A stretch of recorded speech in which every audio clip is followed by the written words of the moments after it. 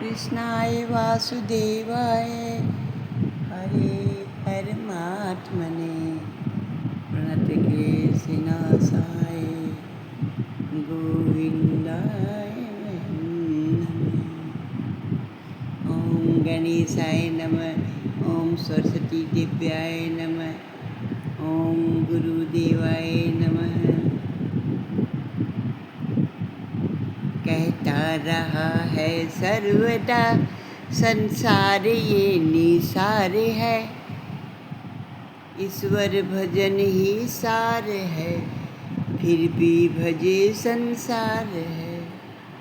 कहता रहा है सर्वदा संसार ये निसार है, ईश्वर भजन ही सार है, फिर भी भजे संसार है। दानी बताता आपको करता न कोडी दान है, मुख माही कुछ मन माही कुछ, यही तो महा अज्ञान है।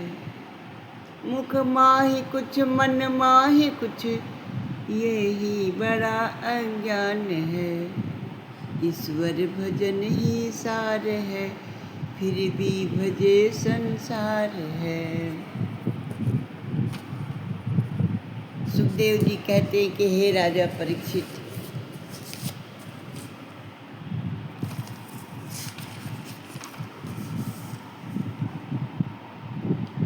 सबके हृदय में रहने वाले भगवान श्री कृष्ण हृदय की चौकी पर बैठे हैं। एक क्षण भी किसी जीव को छोड़ते नहीं।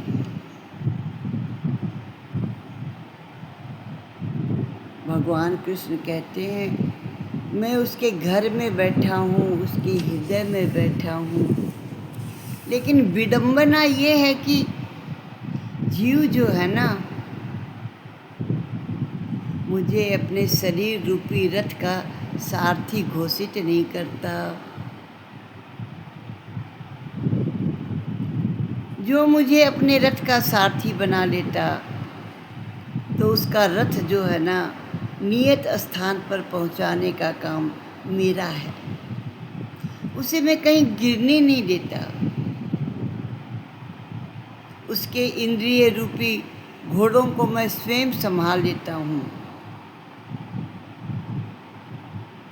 लेकिन प्राणी जो है अपने मन को अपना सारथी बनाता है।